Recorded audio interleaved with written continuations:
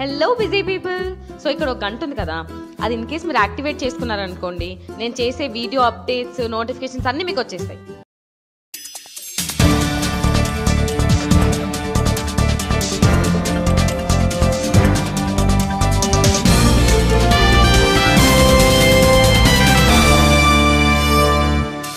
నమస్కారం, జీటీవీ వార్తలకు స్వాగతం. ముందుగా ముఖ్యాంశాలు.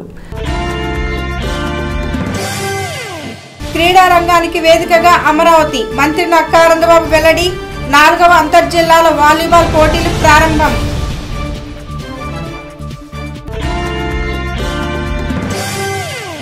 ఆయిషా మీరా హత్య కేసుపై సిబిఐ విచారణకు హైకోర్టు ఆదేశం. హర్షం తెలిపిన తల్లిదండ్రులు.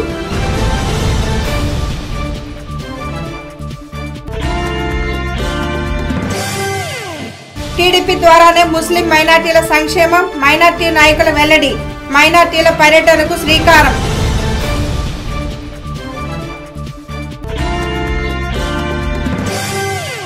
రాష్ట్రంలో క్రీడల అభివృద్ధికి ప్రత్యేక క్రీడా వేదిక ఏర్పాటు చేస్తున్నట్లు మంత్రి నక్కా ఆనందబాబు తెలిపారు. 4వ అంతర్జిల్లాల వాలీబాల్ ఛాంపియన్షిప్ పోటీలను నిర్వహించారు. రాష్ట్ర ప్రభుత్వం క్రీడా రంగానికి ప్రత్యేక ప్రోత్సాహాన్ని ఇస్తుందని మంత్రి నక్కా ఆనందబాబు అన్నారు. తెనాలి విఎస్ఆర్ఎన్ ఎన్వీఆర్ కాలేజీలోని నన్నపనేని వెంకటరావు ప్రాంగణంలో స్వర్గీయ హనుమంతరావు మెమోరియల్ నేతృత్వంలో రాష్ట్ర స్థాయి బాల బాలికల వాలీబాల్ పోటీలకు ఆయన ముఖ్య అతిథిగా పాల్గొన్నారు. ఈ సందర్భంగా మంత్రి నక్కా ఆనందబాబు మాట్లాడుతూ, తెనాలికి వాలీబాల్ క్రీడలకు ఎంతో అనుబంధం ఉందని, వాలీబాల్కి అంతర్జాతీయ స్థాయి గుర్తింపు తెచ్చిన కోచ్లు తెనాలి ప్రాంతానికి చెందినవారు కావడం విశేషమని అన్నారు. ముఖ్యమంత్రి చంద్రబాబు నాయుడు క్రీడల్ని, క్రీడాకారుల్ని ప్రోత్సహించేందుకు అనేక సౌకర్యాలు కల్పిస్తున్నారని, జాతీయ స్థాయిలో రాణించిన క్రీడాకారులకు అనేక ప్రోత్సాహాలు ఇస్తున్నట్లు మంత్రి నక్కా ఆనందబాబు తెలియజేశారు. మీరందరూ కూడా ఈ రాష్ట్రంలోని వివిధ జిల్లాల నుంచి విచ్చేసి ఈ టోర్నమెంట్లో పార్టిసిపేట్ చేస్తూ ఉన్నారు. వాలీబాల్కు ఉన్నటువంటి ప్రాధాన్యత గోవినేని ఓమగారు చాలా చక్కగా చెప్పారు. ముఖ్యంగా తెనాలి ప్రాంతంలో ఎంతో పేరున్నటువంటి క్రీడగా జాతీయ స్థాయి క్రీడాకారులు అందించినటువంటి ప్రాంతం తెనాలి ప్రాంతం. నాకు తెలిసి మరి బుచ్చిరామయ్య గారు కానీ, మన పెద్దలు ఇక్కడ ఉన్నటువంటి గోపీచంద్ గారు, రమణరావు గారు, ఇంకా అనేక మంది పెద్దలు, నాకు తెలియదు కానీ పేర్లు విన్నాను. వాలీబాల్కి తెనాలికి చాలా అవినాభావ సంబంధం ఉంది. మరి అటువంటి వాలీబాల్ ఈ రోజున ఈ విధంగా స్టేట్ లెవెల్ టోర్నమెంట్ జరపటం, గతంలో కూడా అనేక కార్యక్రమాలు గత సంవత్సరం పొన్నూరులో జరిగినాయి, అంతకుముందు ఒకసారి తెనాలిలో జరిగింది, కొలకలూరులో జరిగినాయి. ఎక్కువ ప్రాధాన్యత ఇస్తూ ఉంటారు ఇక్కడ మన ప్రాంతంలో. ఈ విధంగా స్టేట్ లెవెల్లో టీమ్స్ అన్ని కూడా ఇక్కడికి వచ్చి మరి ఒక 4-5 రోజులు ఈవెంట్స్లో పార్టిసిపేట్ చేసి, ఈ గెలుపోవటంతో సంబంధం లేకుండా పార్టిసిపేట్ చేసామా లేదా అనేది ప్రధానం స్పోర్ట్స్లో అనేది. ఇలా ఎప్పుడూ లేనటువంటి సౌకర్యాలు కలగజేస్తూ ఉన్నాం. ఇలా నాగార్జున యూనివర్సిటీలో ఇటీవల మరి ఏర్పాటు చేసినటువంటి సింథటిక్ ట్రాక్ కానీ ఇతర స్పోర్ట్స్ ఫెసిలిటీస్కి దాదాపు 20 కోట్ల పైన ఖర్చు పెట్టాం. ఈ విధంగా చెప్పుకుంటూ పోతే అనేక కార్యక్రమాలు చేస్తూ ఉన్నాం. స్పోర్ట్స్లో ఈ 13 జిల్లాల ఆంధ్రప్రదేశ్ రాష్ట్రంలో 4 సంవత్సరాల నుంచి విపరీతమైనటువంటి ఆదరణ కనపడతా ఉంది. రాష్ట్ర మహిళా కమిషన్ చైర్పర్సన్ నన్నపనేని రాజకుమారి మాట్లాడుతూ, ఒంటికి, కంటికి, ఇంటికి క్రీడలు దోహదపడతాయని అన్నారు. క్రీడాకారులో దృఢ సంకల్పం ఉంటే ఏదైనా సాధించవచ్చునని అన్నారు. క్రీడా రంగం జీవితంలో భాగస్వామ్యం అయిందని, భారతదేశ ఉనికి చాటేదే క్రీడలేనని రాజకుమారి అన్నారు. ఎందుకు అంటే భారతదేశ ఉనికిని చాటేది ఏదన్నా ఉంది అంటే అది ముఖ్యమైనటువంటిది క్రీడలు.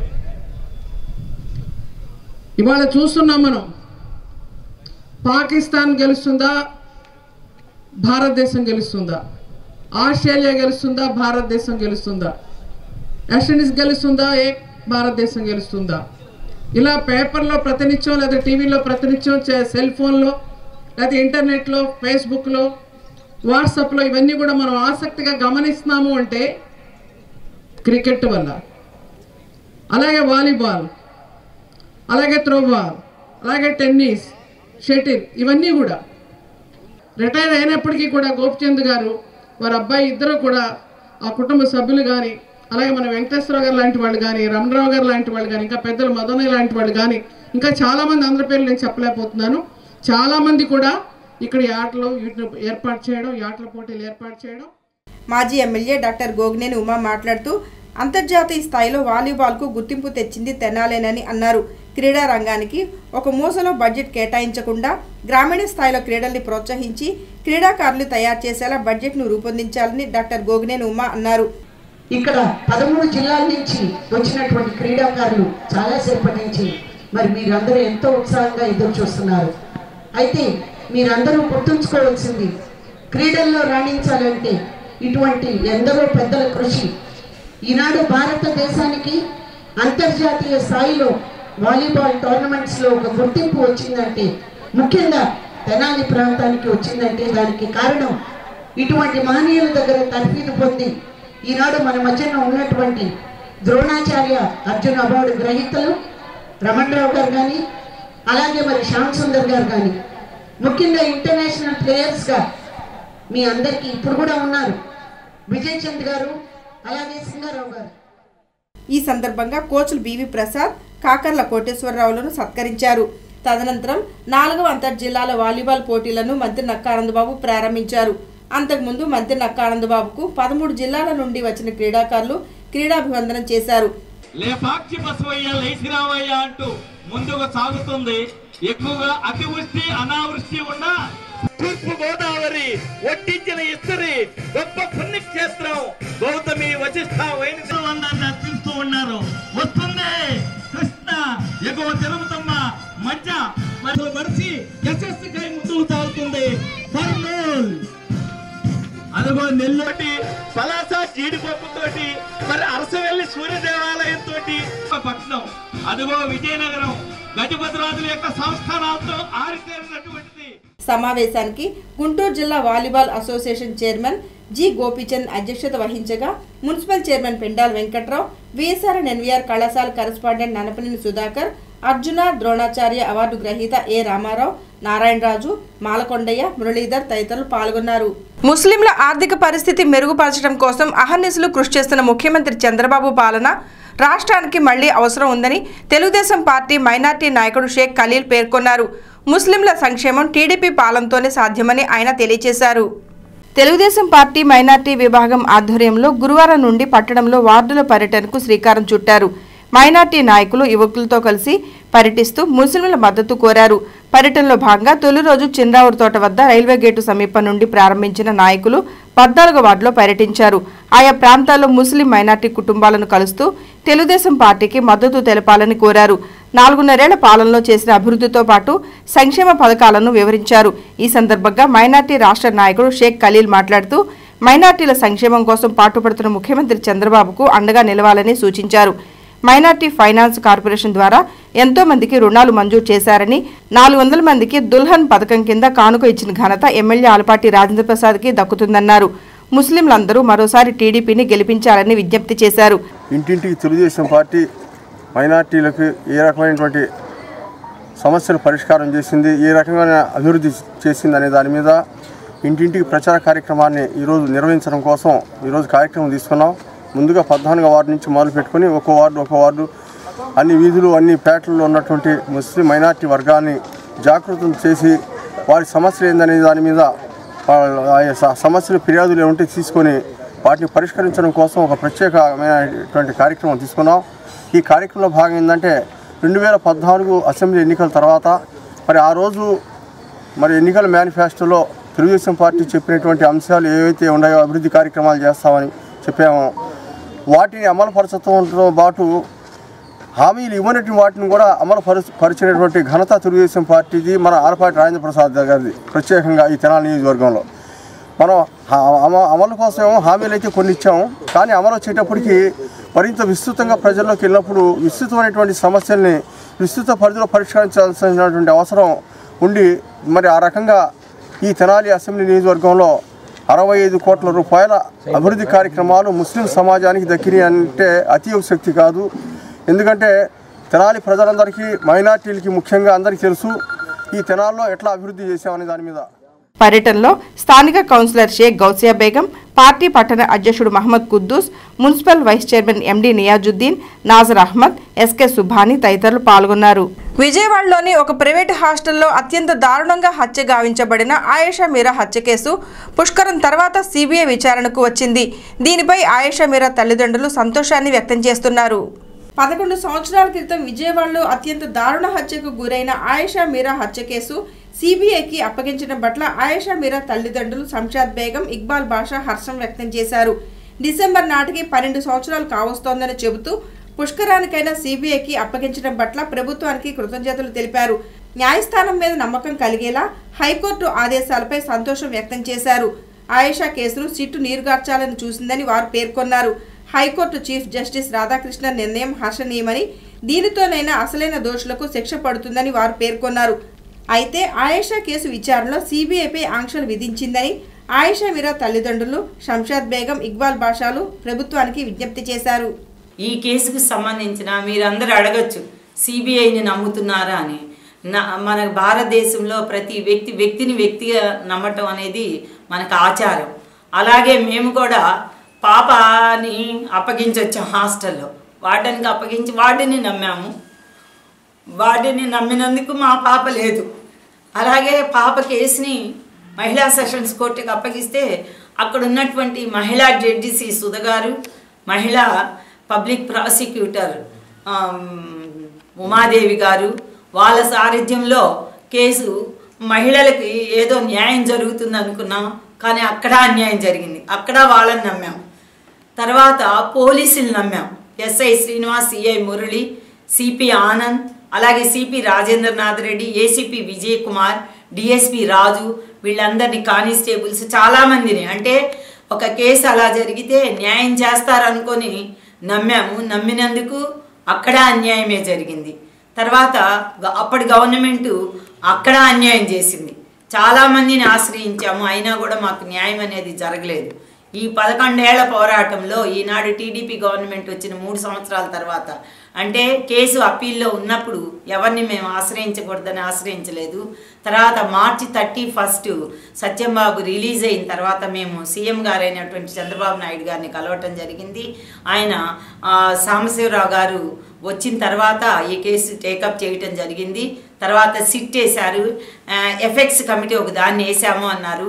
ఎవరైతే ఈ కేసులో ఇన్వాల్వ్ అయి ఉన్నారు, పోలీస్ ఆఫీసర్స్ కావచ్చు, ఎవరైనా సరే కావచ్చు, ఆ ఆఫీసర్స్ మీద కూడా చర్య తీసుకుంటామని ఎఫెక్ట్స్ కమిటీ ఒక దాన్ని వేశారు.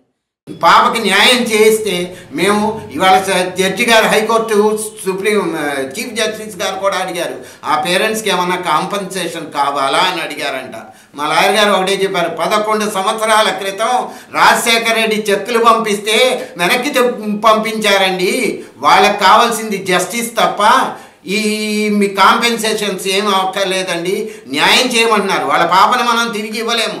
కాబట్టి ఒక ఆడపిల్లకి జరిగిన అన్యాయానికి న్యాయం చేస్తే ఈ దేశంలో ఆడపిల్ల మనగలుగుతుంది, రోడ్డు మీద తిరగగలుగుతుంది అని తప్పిస్తున్నారండి ఆ పేరెంట్స్ అని చెప్పారండి మా లాయర్ గారు.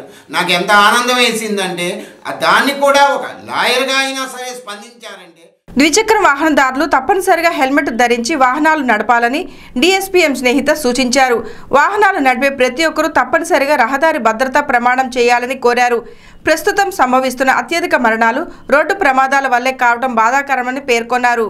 గుంటూరు జిల్లా రూరల్ ఎస్పీ రాజశేఖర్ బాబు ఆదేశాల మేరకు ప్రతి ఒక్కరూ తప్పనిసరిగా రోడ్డు సేఫ్టీ ఓత్ యాప్లో పొందుపరిచిన నిబంధనలు పాటించాలని డిఎస్పీఎం స్నేహిత తెలియజేశారు. గురువారం జీటీవీతో మాట్లాడుతూ రోడ్డు సేఫ్టీపై పలు సూచనలు చేశారు. ద్విచక్ర వాహనాల ప్రమాదాలు ఇటీవల కాలంలో ఎక్కువగా చోటు చేసుకుంటున్నాయని చెప్పారు. 40% మరణాలు హెల్మెట్ ధరించకపోవడం వల్లనే జరుగుతున్నాయని డీఎస్పీ తెలియజేశారు. జిల్లా ఎస్పీ ఆధ్వర్యంలో రోడ్డు సేఫ్టీ ఓత్ పేరిట ప్రత్యేక యాప్ ప్రవేశపెట్టడం జరిగిందని చెబుతూ అందులోని నిబంధనలు అందరూ పాటించాలని తెలియజేశారు. రహదారి భద్రతా నియమాలు పాటిస్తామని ప్రతి ఒక్కరూ ప్రమాణం చేయాలని కోరారు. మన కొత్త ఎస్పీ గారు, గుంటూరు రూరల్ జిల్లా ఎస్పీ గారు వచ్చిన తర్వాత రోడ్ సేఫ్టీ మీద మరింత కాన్సన్ట్రేట్ చేసి ఒక కొత్తగా యాప్ను కూడా లాంచ్ చేశారు. Road safety oath, road safety ప్రమాణము అనే ఒక యాప్ని తీసుకొని వచ్చారు. ఈ యాప్లో మనం ఏమేమి చేసి మన ప్రాణాన్ని మనం రక్షించుకోగలుగుతాం అనే వాటి మీద ఒక డెమో, ఒక ప్రమాణాలన్నీ 1 by 1 ప్రమాణాలన్నీ ఉంటాయి. నేను తాగి బండి నడుపును, నేను హెల్మెట్ ధరిస్తాను, నేను సీట్ బెల్ట్ ధరిస్తాను, ఇలాంటివి ఒక 7-8 ప్రమాణాలు ఉన్నాయి. దయచేసి ఈ రోడ్ సేఫ్టీ ఓత్ని మీరందరూ కూడా తీసుకోండి. ఓతు తీసుకున్న తర్వాత, ప్రమాణం తీసుకున్న తర్వాత ప్రమాణం మీద నిలబడండి. దయచేసి వాటన్నిటిని పాటించండి. సో అందరికీ ఇంకొకసారి చెప్పేది, 2 వీలర్ మీద ఎవరైతే ప్రయాణం చేస్తున్నారో హెల్మెట్ని తప్పనిసరిగా ధరించండి. ఆ రకంగా ధరించడం వల్ల ఒకవేళ ఏదైనా చిన్న యాక్సిడెంట్ జరిగినా ఏదో చిన్న చిన్న గాయాలతో తప్పించుకోగలుగుతారు, మరణం సంభవించదు. హెడ్ ఇంజరీ అయితే కాపాడగలిగే పరిస్థితి కనిపించట్లేదు కాబట్టి దయచేసి హెల్మెట్ ధరించండి. అదేవిధంగా ఇటీవల సోషల్ మీడియాలో డ్రంక్ అండ్ డ్రైవ్ పై ఓ వీడియో వైరల్ అవుతుందని డీఎస్పీ స్నేహిత చెప్పారు.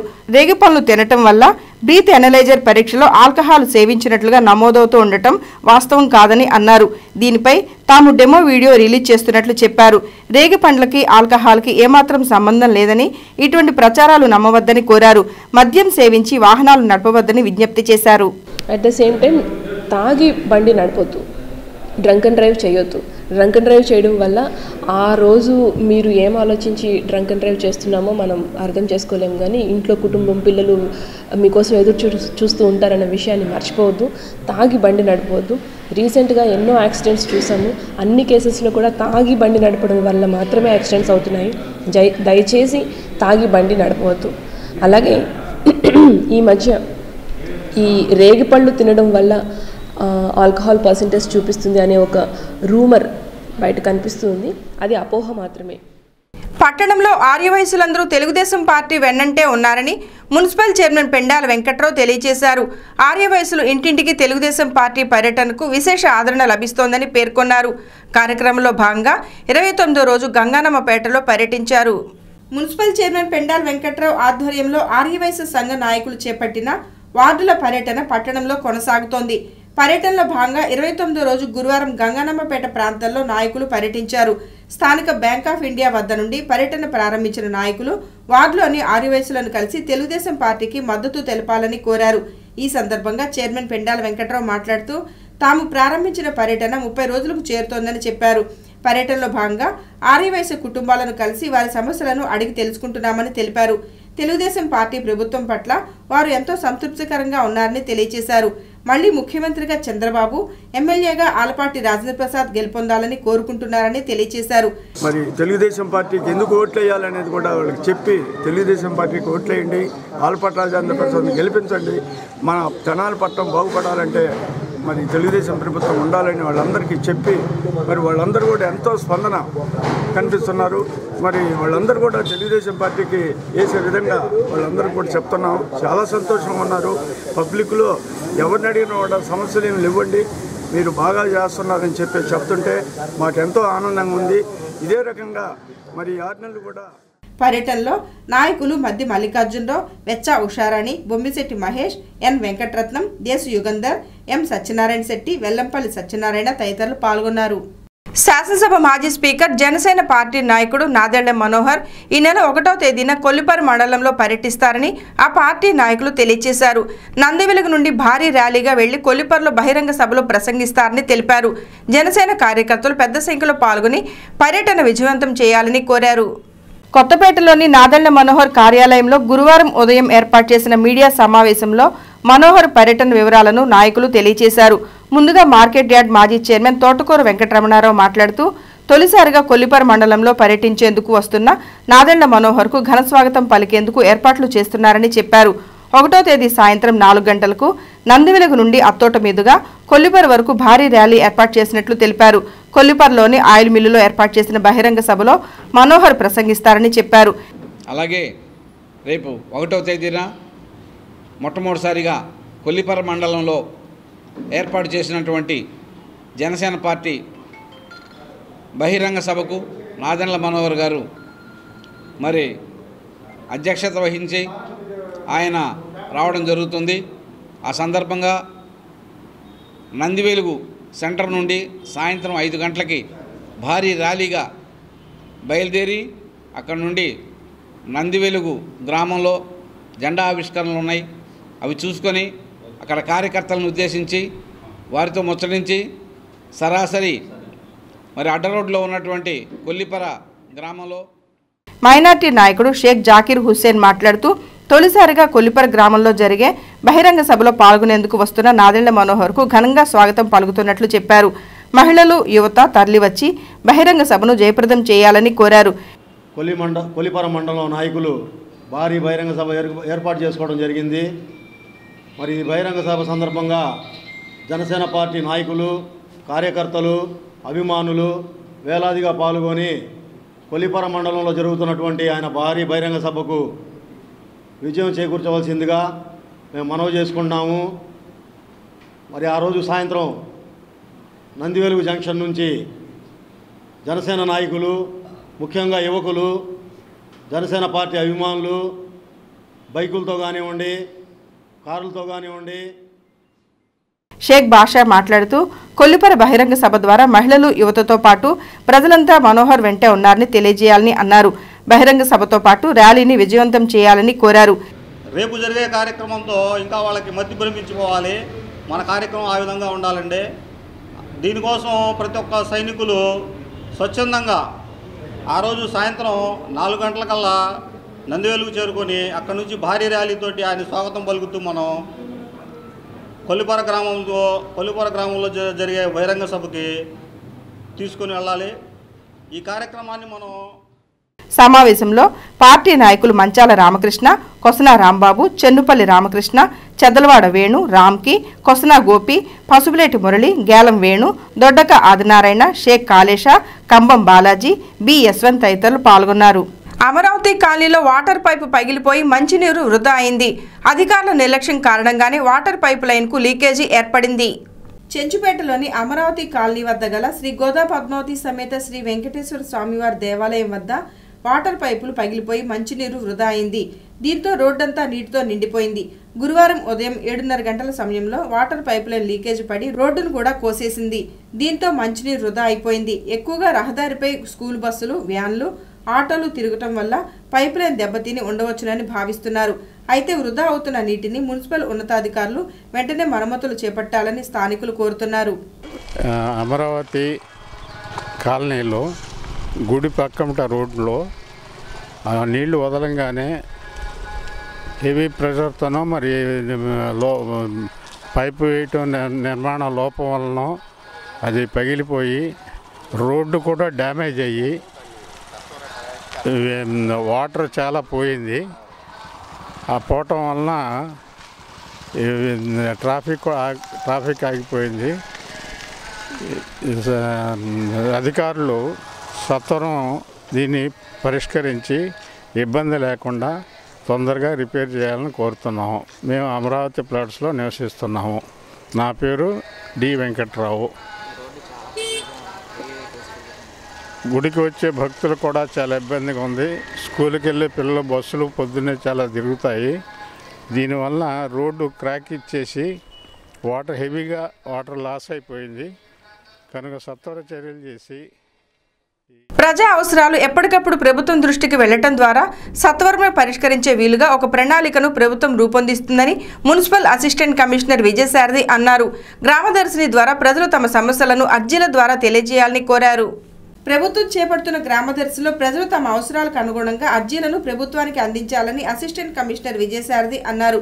దీనిని బట్టే నిధుల కేటాయింపు జరుగుతుందని ఆయన తెలిపారు. వారంలో ప్రతి గురు శుక్రవారాల్లో గ్రామదర్శిని చేపట్టడం జరుగుతుందని విజయసారథి తెలియజేశారు. వివిధ వార్డుల్లో జరగటం జరుగుతుంది. ఇప్పటి వరకు 34వ వార్డు ఈ రోజు జరుగుతుంది. కాబట్టి మీ సమస్యలు ఏమన్నా ఉన్నాయా మా దృష్టికి, సభ దృష్టికి తీసుకొచ్చే ఇవన్నీ కూడా మనం ప్రభుత్వానికి ఆన్లైన్ ద్వారా అప్లోడ్ చేయటం జరుగుతుంది. మా స్టాఫ్ ఇక్కడే శ్యామ్ అని కుర్రోడు ఉన్నాడు. అతని మీ అర్జీలన్నీ కూడా వెంటనే ప్రభుత్వానికి నివేదిక పంపించేస్తాడు. ప్రభుత్వం కూడా ఈ రాబోయే 3 నెలల కాలంలో మీకేమన్నా సమస్యలు, రేషన్ కార్డులు రాలేదా, పెన్షన్స్ రాలేదా, రోడ్లు ఏమన్నా వేయలేదా, కాలువలు కట్టాలా. ఎంహెచ్ఓ డాక్టర్ వెంకటరమణ మాట్లాడుతూ ప్రజా ఆరోగ్య శాఖ పలకరింపు కార్యక్రమం ద్వారా ప్రతి ఇంటికి వెళ్లి ఆరోగ్యపరమైన అంశాలపై ప్రజలతో చర్చిస్తుందని చెప్పారు. సంపూర్ణ ఆరోగ్యానికి తీసుకోవాల్సిన చర్యలు, అలాగే దోమల నివారణ, పారిశుద్ధ్యం తదితర అంశాలపై పనిచేస్తుందని ఎంహెచ్ఓ డాక్టర్ వెంకటరమణ తెలిపారు. ఈ రోజున గవర్నమెంట్ హాస్పిటల్ ఇందాకలా ఈ కళాజాత బృందం చెప్పినప్పుడు ప్రైవేట్ హాస్పిటల్కి వెళ్లాల్సిన అవసరం లేదు. 63 రకాల టెస్టులు ఉచితంగా చేస్తున్నారు గవర్నమెంట్ హాస్పిటల్లో.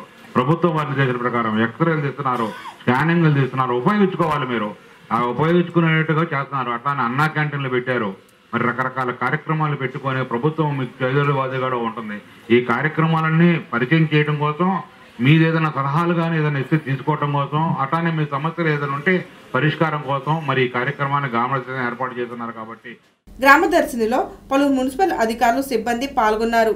అభ్యుదయ రచయితల సంఘం వజ్రోత్సవాన్ని పురస్కరించుకుని ప్రజ్వలిత ఆధ్వర్యంలో గేయ కవిత, వచన కవిత పుస్తకావిష్కరణ కార్యక్రమం ఏర్పాటు చేసినట్లు నాగళ్ల దుర్గాప్రసాద్ తెలియజేశారు.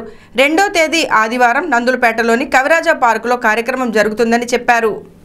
గాంధీ చౌక్లోని ప్రజ్వలిత కార్యాలయంలో గురువారం ఏర్పాటు చేసిన కార్యక్రమంలో పుస్తకావిష్కరణ ఆహ్వాన ప్రతులను ఆవిష్కరించారు. ఈ సందర్భంగా ప్రజ్వలిత వ్యవస్థాపక అధ్యక్షుడు నాగళ్ల వెంకట దుర్గాప్రసాద్ మాట్లాడుతూ 1943 ఫిబ్రవరి 13న తెనాలిలో అభ్యుదయ రచయితలు సంఘం ఆవిర్భవించిందని చెప్పారు. వజ్రోత్సవం సందర్భంగా ప్రజ్వలిత ఆధ్వర్యంలో అరసం ప్రచురణలు, గేయ కవిత, వచన కవిత పుస్తకావిష్కరణతో పాటు వాటి పరిచయం ఉంటుందని చెప్పారు. డాక్టర్ రావి రంగారావు వచన కవిత, డాక్టర్ విజయ్ కోగంటి గేయ కవిత పరిచయం చేస్తారని తెలిపారు.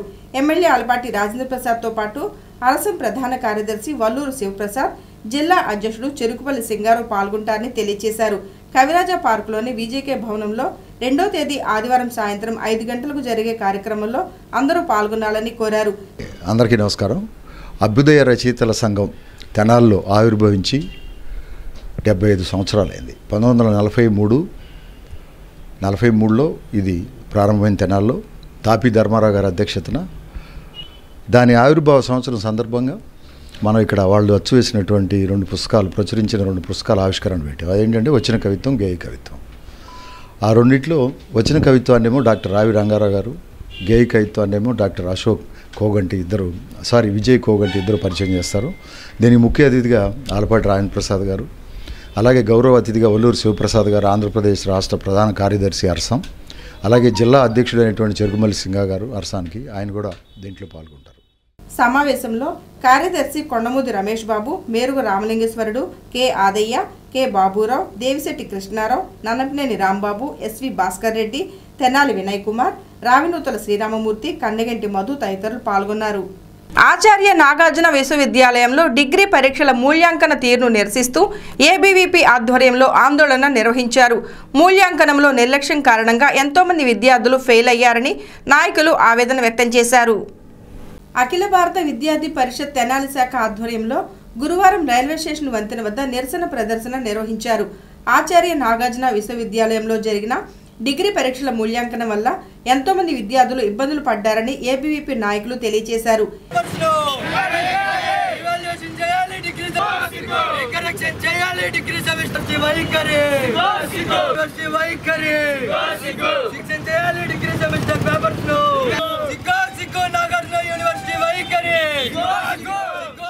దీనిపై జిల్లా కో కన్వీనర్ భానుప్రకాష్ మాట్లాడుతూ యూనివర్సిటీలో డిగ్రీ పరీక్షల మూల్యాంకనంలో రోజుకి 30 పేపర్లు మాత్రమే దిద్దాల్సి ఉండగా 150 పేపర్లను మూల్యాంకనం చేశారని చెప్పారు. ఈ పద్ధతి వల్ల 92,173 మందికి గాను 42,487 మంది మాత్రమే ఉత్తీర్ణులయ్యారని చెప్పారు. ఒకేసారి 50,000 మంది విద్యార్థులను ఫెయిల్ చేసిన ఘనత ఏఎన్యూకే దక్కుతుందని అన్నారు. డిగ్రీ పరీక్ష రీవాల్యూషన్ రుసుము 550 రూపాయలు కాగా ఒక్కో సబ్జెక్టుకు 935 రూపాయలు వసూలు చేస్తున్నారని విమర్శించారు. మరి 49,698 మంది విద్యార్థుల్ని ఫెయిల్ చేయడం అనేది ఇంతవరకు ఎక్కడ జరిగిన విషయం అనేది కాదు. అలాగే దాదాపుగా 65% అంటే ఇలా 49,000 మంది విద్యార్థుల్ని ఫెయిల్ చేసినటువంటి ఘనత కూడా మన యొక్క ఆచార్య నాగార్జున యూనివర్సిటీకే దక్కుతుంది. మనం ఈ యొక్క ఎగ్జామ్ ఫీజుల పరిధిలో చూసుకుంటే ఈ యొక్క అన్ని సబ్జెక్టులు కలిపి సెమిస్టర్ విధానంలో ఉన్న ఎగ్జామినేషన్ ఫీ 550 రూపాయలు మాత్రమే. కానీ అదే రీవాల్యుయేషన్ కట్టాలి అంటే ఒక్కొక్క సబ్జెక్టుకి 935 రూపాయలు కట్టాల్సిన అవసరం. అంటే కోట్లకి కోట్లు దొంగతనం చేయకుండా ఎలా సంపాదించాలో మన విశ్వవిద్యాలయాల వాళ్ళే నేర్పిస్తున్నారు. 23,000 మంది గవర్నమెంట్ విద్యార్థులే, గవర్నమెంట్ స్టూడెంట్ విద్యార్థులు కాగా, గవర్నమెంట్ కాలేజ్ విద్యార్థులు కాగా ఇందులో 19,000 మందికి పైగా గవర్నమెంట్ కాలేజీలో ఉన్న విద్యార్థులనే ఫెయిల్ చేయడం అనేది చాలా దారుణమైన విషయం. కనుక ఈ విషయాన్ని కూడా గుర్తుంచుకొని ప్రతి ఒక్క చోట విశ్వవిద్యాలయంలో ఈ యొక్క పేపర్స్ని మళ్ళీ రీకరెక్షన్ చేసి. కార్యక్రమంలో రోహిత్, శ్యామ్, సూర్య, శంకర్, సంగీత్ తదితరులు పాల్గొన్నారు. తెలుగుదేశం ప్రభుత్వం ఇంటింటి తలుపు కొట్టి సమస్యల పరిష్కారం అక్కడికక్కడే చేపడుతోందని మున్సిపల్ చైర్మన్ పెండాల వెంకట్రావు అన్నారు. పట్టణంలోని 33, 34 వార్డులో జరిగిన గ్రామదర్శిని కార్యక్రమంలో పాల్గొన్నారు. ప్రజలు ఎదుర్కొనే సమస్యలు పరిష్కరించడం, ఆయా ప్రాంతాలలో చేపట్టాల్సిన అభివృద్ధి పనులు నిర్వహించడం జరుగుతోందని మున్సిపల్ చైర్మన్ పెండాల వెంకట్రావు అన్నారు. 33వ వార్డులో జరిగిన గ్రామదర్శినిలో ఆయన ముఖ్య అతిథిగా పాల్గొని మాట్లాడుతూ ప్రభుత్వం అమలు చేస్తున్న సంక్షేమ పథకాలలో ఒకటైన పెన్షన్లకు 1,20,00,000 ఇస్తున్నట్లు చెప్పారు. అదేవిధంగా నగర దీపికలకు ఇళ్లు ఇవ్వటమే కాక అర్హులైన పేదవారికి ప్రభుత్వ సంక్షేమ లబ్ధి చేకూరుతుందని చైర్మన్ పెండాల వెంకట్రావు పేర్కొన్నారు. ఇవాళ 1,20,00,000 రూపాయలు మేము పింఛన్ ఇస్తున్నాం.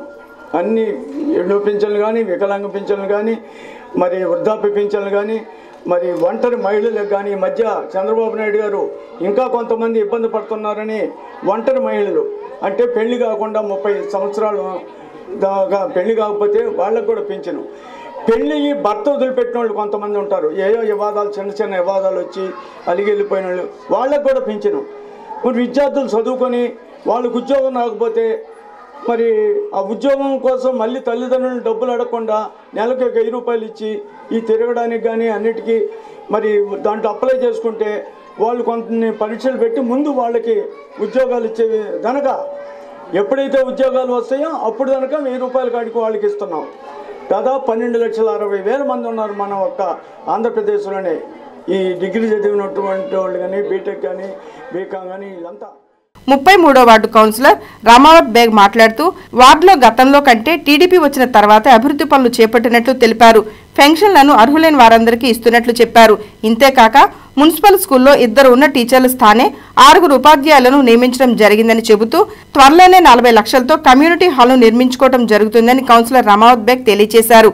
మన స్కూల్లో 2014లో 2 టీచర్స్ ఉండేవాళ్ళు, ఇవాళ 6 టీచర్స్ ఉన్నారు. స్కూల్ కానివ్వండి, రానున్న రోజుల్లో మళ్ళీ 40 లక్షలు పెట్టి ఒక కమ్యూనిటీ హాల్ నూతనంగా ఏర్పాటు చేసుకోవడం జరుగుతుంది. ఈ సహాయ సహకారాలు అందించిన మా మున్సిపల్ చైర్పర్సన్ గారికి, అదేవిధంగా అసిస్టెంట్ కమిషనర్ గారికి. గ్రామదర్శిని కార్యక్రమంలో ఉచిత వైద్య శిబిరం ఏర్పాటుతో పాటు ప్రభుత్వ సంక్షేమ పథకాలు ఎలా పొందాలో తెలిపే బుర్రకథ, సంగీత నాట్యాలు చేపట్టారు.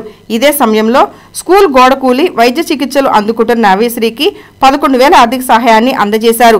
కార్యక్రమంలో ఎంహెచ్ఓ డాక్టర్ వెంకటరమణ, పలువురు అధికారులు పాల్గొన్నారు. విద్యార్థులు వ్యక్తిగత పరిశుభ్రత పాటించడం వల్ల వ్యాధులకు దూరంగా ఉండవచ్చని మున్సిపల్ వైద్యాధికారి డాక్టర్ బివి రమణ తెలియజేశారు. పరిసరాలను పరిశుభ్రంగా ఉంచుకోవాల్సిన అవసరం ఎంతైనా ఉందని చెప్పారు.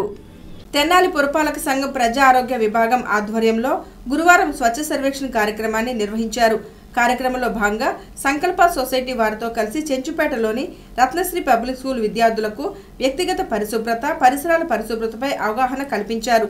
డాక్టర్ రమణ మాట్లాడుతూ పురపాలక సంఘం తరపున ప్రస్తుతం 2 బుట్టల విధానం అమలులో ఉందని చెప్పారు. వీటితో పాటుగా హానికారకమైన వ్యర్థాలు సేకరించే 3వ బుట్ట కూడా ఉపయోగించనున్నట్లు తెలిపారు. పరిసరాల పరిశుభ్రత పట్ల తల్లిదండ్రులకు విద్యార్థులు అవగాహన కల్పించాలని అన్నారు. 3 బుట్టల విధానం, తడి చెత్త, పొడి చెత్త, హానికర చెత్త విధానం గురించి కానీ, మరియు పురసేవ యాప్ ఉపయోగం కానీ, బహిరంగ మలవిసర్జన మూత్రవిసర్జన కానీ, ప్లాస్టిక్ నిషేధం గురించి కానీ, మరి వివిధ రకాల కార్యక్రమాల గురించి అవగాహన చేయడం అనేది పిల్లల్లో కూడా చైతన్యవంతమై అన్నీ కూడా చక్కగా వాళ్ళకి అన్నిటి కూడా సమాధానాలు చెప్పగలిగారు. మరి అట్లానే డైరెక్ట్గా వీళ్ళు ఈ స్కూల్ ప్రిమిసెస్ను కూడా పిల్లలే క్లీన్ చేయడం జరిగింది. మరి అట్లానే మరి ఈ విధంగా చేయడం వలన పిల్లల్లో అవేర్నెస్ చేయడం వలన వాళ్ళు వెళ్ళేసి వాళ్ళ తల్లిదండ్రులకు కానీ చుట్టుపక్కల ప్రజలకు కానీ చేసుకుంటూ భావి భారత పౌరులు కాబట్టి వీళ్ళలో ముందు అవేర్నెస్ వస్తే. స్కూల్ డైరెక్టర్ విజయలక్ష్మి మాట్లాడుతూ పారిశుధ్య విధి విధానాల గురించి విద్యార్థులు అవగాహన కలిగి ఉండాలని అన్నారు. ఇటువంటి కార్యక్రమాలు ఏర్పాటు చేయడం సంతోషదాయకమని అన్నారు. స్వచ్ఛ భారత్ ప్రోగ్రామ్ని కండక్ట్ చేసి పిల్లలకు అవగాహన కల్పించారు. తడి చెత్త, పొడి చెత్త మరియు హానికర చెత్త గురించి చక్కగా విశ్లేషించి పిల్లలకు ఎక్స్ప్లెయిన్ చేసి ఎలా ఆరోగ్యం కాపాడుకోవాలో, పరిసరాల పరిరక్షణ ఎలా కాపాడాలో, ప్లాస్టిక్ వాడకం ఎంత హానికరమో చక్కగా తెలియజేశారు. కార్యక్రమంలో సంకల్ప ప్రతినిధులు Galanki Subbarao, G Swathi, SD Saida, G Lakshmi, S Padma తదితరులు పాల్గొన్నారు. క్రిస్మస్ పండుగ సందర్భంగా ఆర్టీసీ బస్టాండ్ వద్ద ఎస్సీ కార్పొరేషన్ షాపుల సముదాయనందు 25 అడుగుల స్టార్ని కొత్త ఐజాక్ శ్యామ్ ప్రారంభించారు. ప్రతి ఒక్కరికి క్రిస్మస్ శుభాకాంక్షలు తెలియజేశారు. తెనాలి ఆర్టీసీ బస్టాండ్ సమీపంలోని ఎస్సీ కార్పొరేషన్ షాపుల సముదాయం వద్ద ఎన్డీసీపీఎస్ ఆధ్వర్యంలో క్రిస్మస్ స్టార్ని ప్రారంభించారు. గత 15 సంవత్సరాలుగా క్రిస్మస్ వేడుకలను నిర్వహిస్తున్న ఎన్డీసీపీఎస్ ఈ ఏడాది క్రిస్మస్ వేడుకలను ప్రారంభించింది. స్టార్ని మాజీ ఎంపీటీసీ కొత్త ఐజాక్ శ్యామ్ ప్రారంభించారు. ఈ సందర్భంగా ఎన్డీసీపీఎస్ అధ్యక్షులు సొద్దపల్లి నాగరాజు మాట్లాడుతూ 2004 నుండి ఈ వేడుకలను చేసుకునేందుకు యేసుక్రీస్తు అవకాశం కల్పించాడని చెప్పారు. ఈ ప్రాంతంలో నివాసం ఉండే వాళ్ళందరికీ మంచి ఆలోచన, ఆరోగ్యాన్ని ఇవ్వాలని ఈ సందర్భంగా సొద్దపల్లి నాగరాజు దేవునిని ప్రార్థించారు. నక్షత్రాన్ని ఈ ప్రాంతంలో వెలిగేలా చేసి ఈ రోజు కోసం సంవత్సరం అంతా కూడా ఎదురు చూసి ఈ ప్రాంతంలో నివాసం ఉండేవాళ్ళు కానీ, వ్యాపారం చేసుకునేవాళ్ళు కానీ, నిరంతరం బస్టాండ్లో ప్రయాణికులు వచ్చిపోయే వాళ్ళకి కానీ అందరికీ అనుకూలంగా దేవుడు మంచి ప్రయాణాన్ని, మంచి ఆరోగ్యాన్ని, మంచి మనసును, మంచి ఆలోచనలు ఇవ్వాలని ఈ ప్రాంతంలో మంచి చైతన్యంతో మంచి పనులు చేసే విధంగా దేవుడు ఎక్కడైతే ఈ ప్రాంతాన్ని ఎన్నుకొని మా చేత 15వ సంవత్సర సెమీ క్రిస్మస్ వేడుకలు జరుపుతానికి మరి మమ్మల్ని ఎన్నుకున్నందుకు నిజంగా మేము చాలా అదృష్టవంతులుగా భావిస్తూ ఉన్నాం. ముఖ్య అతిథిగా పాల్గొన్న ఐజాక్ శామ్ మాట్లాడుతూ ప్రపంచ మానవాళికి ప్రేమను పంచిన వ్యక్తి యేసుక్రీస్తు అని అన్నారు. క్రీస్తు ప్రాముఖ్యతను, బోధనలను ఆచరించాలని కోరారు. ఈ ఎన్డీసీపీఎస్ ద్వారా జరిగే ప్రతి కార్యక్రమాన్ని మనము బలపరిచి మరి తప్పకుండా ప్రత్యేకించి దళిత క్రైస్తవులకు మరి మేలుకరంగా ఉండేటట్టుగా మరి ఉపయోగకరంగా ఉండేటట్టుగా ఈ సంస్థ నడిపించబడాలని చెప్పి దేవుని ప్రార్థిస్తూ మరి ఈనాడు ఈ కార్యక్రమానికి నన్ను ముఖ్య అతిథిగా పిలిచి మరి ఈ కార్యక్రమాన్ని చేయించినందుకు ప్రతి ఒక్కరికి నా హృదయపూర్వక.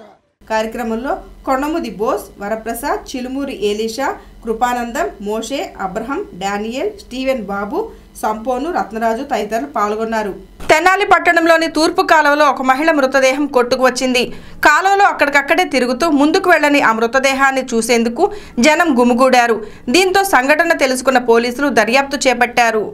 పట్టణంలోని మార్కెట్ వంతెన వద్ద తూర్పు కాలువలో గుర్తు తెలియని మహిళ మృతదేహం కొట్టుకొచ్చింది. మృతి చెందిన మహిళ వయోవృద్ధురాలుగా భావిస్తున్నారు. నీళ్లలో తేలియాడుతూ అక్కడే చక్కర్లు కొడుతున్న ఆ మృతదేహం చూసేందుకు జనం ఎగబడటంతో ట్రాఫిక్ కూడా స్తంభించే పరిస్థితి వచ్చింది. పోలీసులు ఘటనా స్థలానికి వెళ్లి కాలువలో పడి ఉన్న మృతదేహాన్ని బయటికి తీయించి పోస్టుమార్టంకు ఆసుపత్రికి తరలించారు.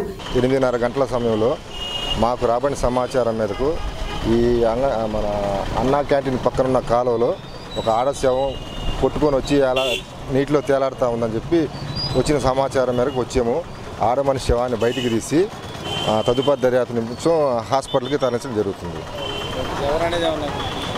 అది వెరిఫై చేస్తున్నాం. ఏమైనా మిస్సింగ్ కేసులు కానీ ఏమైనా ఉంటే వెరిఫై చేసుకొని. ఈ సందర్భంగా ఎస్ఐ అశోక్ కుమార్ మాట్లాడుతూ గుర్తు తెలియని మహిళ మృతదేహం తూర్పు కాలువలో కొట్టుకు వచ్చిందని చెప్పారు. ఆ మృతదేహం ఎవరు అన్నది సమాచారం లేదని, త్వరలోనే ఆ సమాచారం రాబట్టి వారికి అప్పచెప్తామని ఎస్ఐ అశోక్ కుమార్ అన్నారు. వార్తలు ముగించబోయే ముందు ముఖ్యాంశాలు మరొకసారి.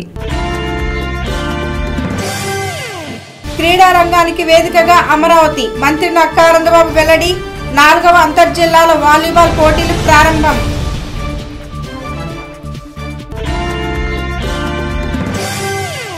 ఆయిషా మీరా హత్య కేసుపై సిబిఐ విచారణకు హైకోర్టు ఆదేశం. హర్షం తెలిపిన తల్లిదండ్రులు.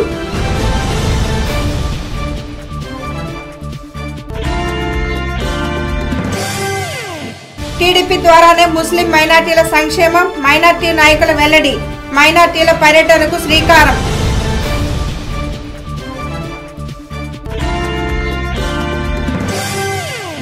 ఈ వార్తలు ఇంతటితో సమాప్తం. నమస్కారం. Hello busy people. సో ఇక్కడ ఒక గంట ఉంది కదా, అది ఇన్ కేస్ మీరు యాక్టివేట్ చేసుకున్నారనుకోండి, నేను చేసే వీడియో అప్డేట్స్, నోటిఫికేషన్స్ అన్నీ మీకు వచ్చేస్తాయి.